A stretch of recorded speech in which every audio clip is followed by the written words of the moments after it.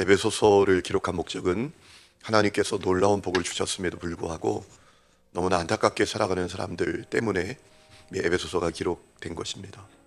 한없는 복이 있음에도 불구하고 거지처럼 살아가기 때문에 똑바로 믿고 똑바로 살아라, 올바로 믿고 올바로 살아라 라는 목적을 가지고 이 말씀을 기록했다라는 사실을 여러분이 기억하셔야 합니다. 그래서 신앙생활을 우리가 좀 하면 이 정도는 되면 좋을 것 같아요. 창세기 어떤 책인가 한 문장으로 얘기해 줄 수 있는 것, 출애굽기 한 문장으로 이야기할 수 있는 것, 에베소서 하면 한 문장으로 어떻게 얘기할 수 있을까요? 올바로 믿고 올바로 살도록 주어진 말씀이다. 이렇게 한번 우리가 정리해 보면 좋을 것 같아요. 여러분에게 그 은혜가 있기를 축원합니다. 우리가 예수를 믿어도 성경을 너무나 몰라서 삼도 엉터리일 뿐만 아니라 이단에게 많이 넘어가잖아요. 제가 얼마 전에도 이 연극몰 입구에 보니까 어떤 분들이 뭘 가르쳐 준다고 자꾸 홍보하는 거예요. 핸드폰 가르쳐 준다, 뭐 가르쳐 준다고. 그분들이 누군가 봤더니 신천지예요. 사람들이 미혹하는 거죠.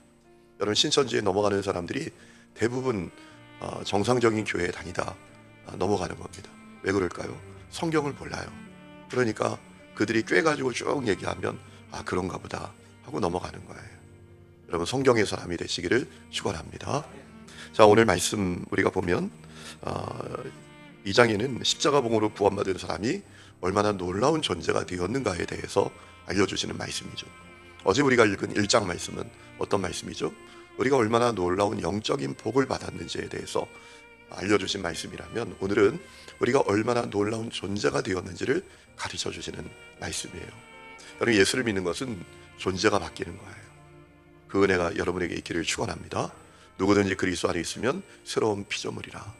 예수 믿는 것은 그저 소원 성취하고 만사형통하고 원하는 바를 이루는 그런 종교가 아닙니다. 여러분, 그것만을 원한다면 산에 가서 그냥 빌어도 됩니다. 그러나 효과는 없겠지요. 거짓 신에게 비니까. 그런데 기독교는 그런 종교가 아닙니다. 기독교는 사람의 존재가 달라지는 종교입니다. 자, 복음으로 말미암아 우리가 얼마나 놀라운 존재가 되었는지를 에베소서 2장이 우리에게 이야기하고 있는데요. 뭐라고 이야기하고 있나요? 첫 번째는 죽은 자였는데 산 자가 되었다라는 겁니다. 여러분, 이것이 엄청난 존재의 변화입니다. 이 눈이 여러분에게 열리기를 축원합니다. 여러분, 죽은 것하고 산 것하고는요 차원이 달라요. 부산에 진해에 가다 보면 용원이라는 항이 있거든요. 그 항에 특별한 생선이 들어옵니다. 대구입니다. 대구 아시죠? 이 대구가 엄청난 대구, 이따만한 두께의 대구가 들어와요. 근데 왜 유명한가 하면 산 것이 다 들어와요. 여러분, 생선도 죽은 생선하고 산 생선하고는 하늘과 땅 차이입니다. 여러분, 예수 믿는 것은 죽은 자가 산 자가 되는 거예요. 어떻게? 영적으로. 그래서 오늘 1절에 뭐라고 말합니까? 그는 허물과 죄로 죽었던 너희를 살리셨도다 라고 했습니다.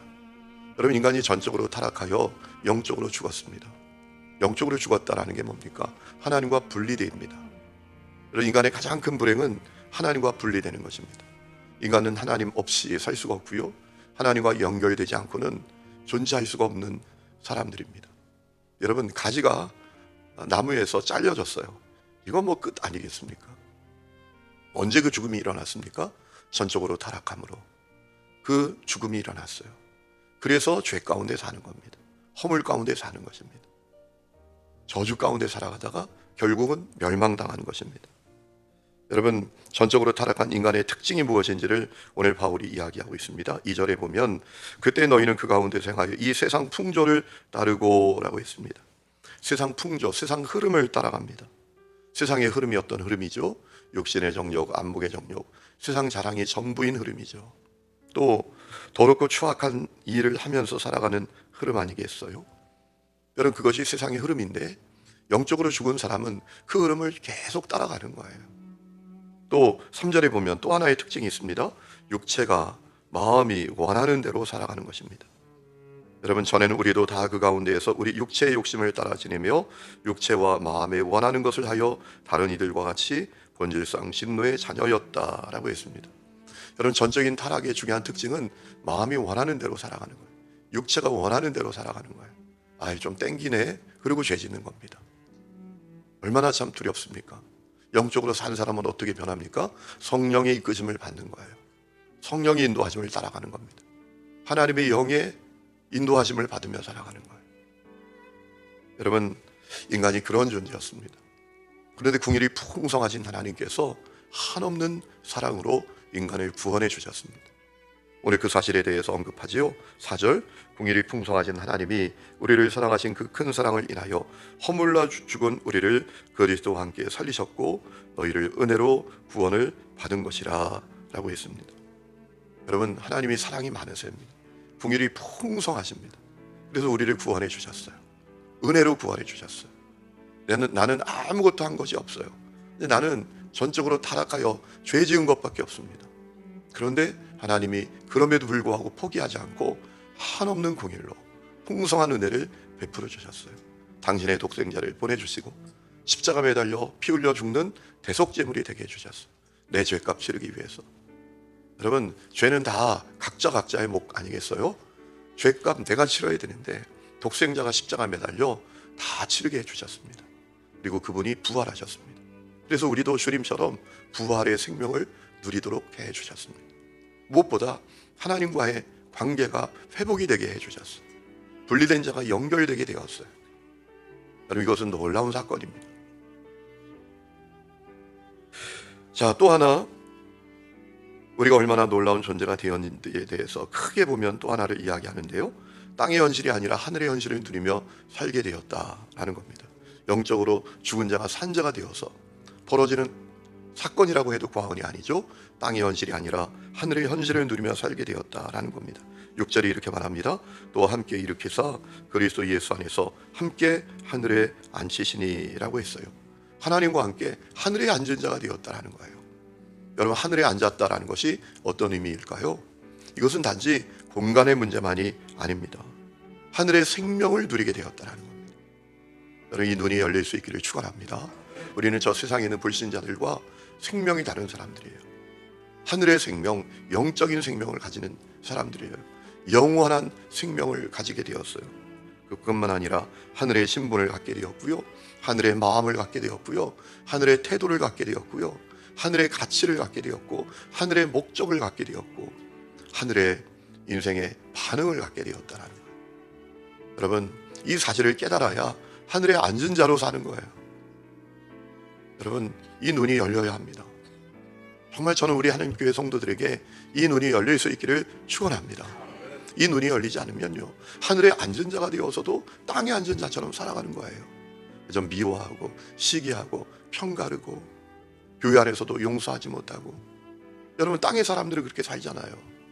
대로 받으면 말로 갚아줘야 되잖아요.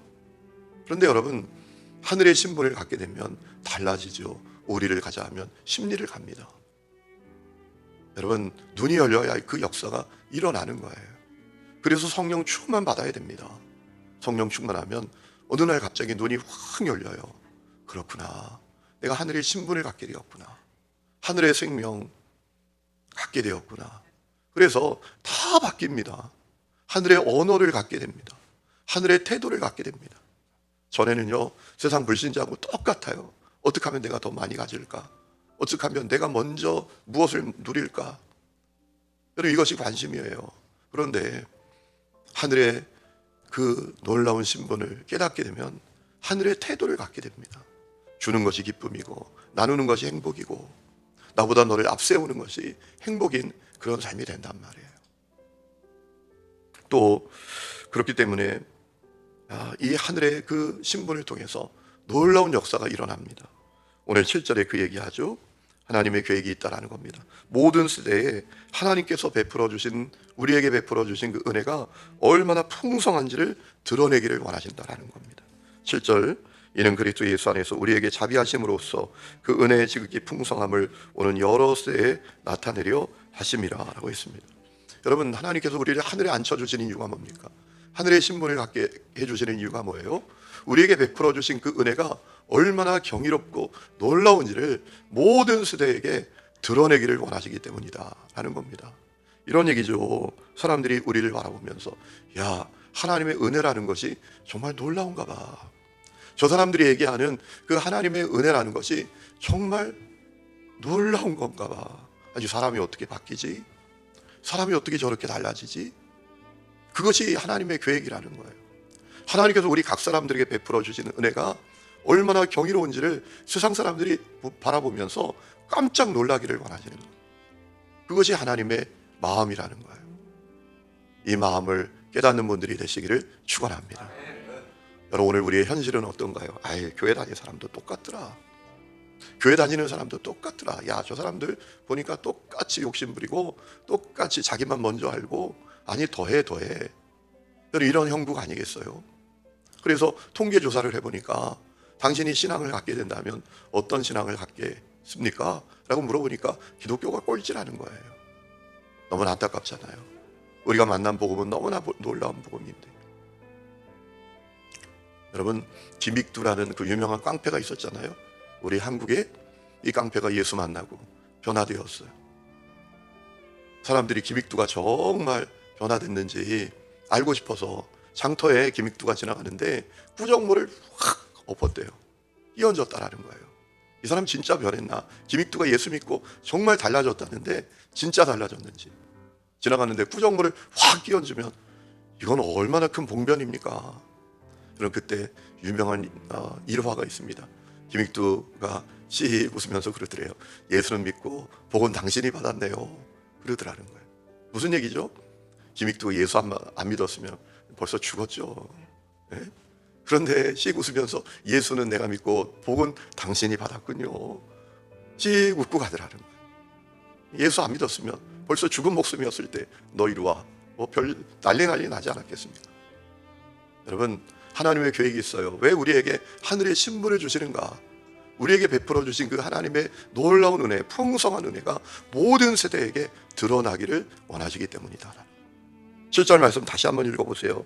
우리 다 같이 한번 읽어보실까요? 목소리 맞추어서 시작. 이는 그리스도 예수 안에서 우리에게 자비하심으로써 그 은혜의 지극히 풍성함을 오는 여러 세대에 나타내려 하심이라 라고 했습니다.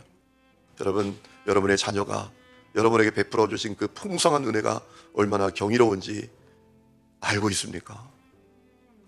여러분, 제가 얼마 전에 충격적인 얘기를 들었어요. 아니, 조그만한 아이인데요, 그 아이가 그랬다라는 거예요. 나는 나 혼자 교회 올 수 있는 나이가 되면 교회 안 올 거야. 제가 충격받았어요.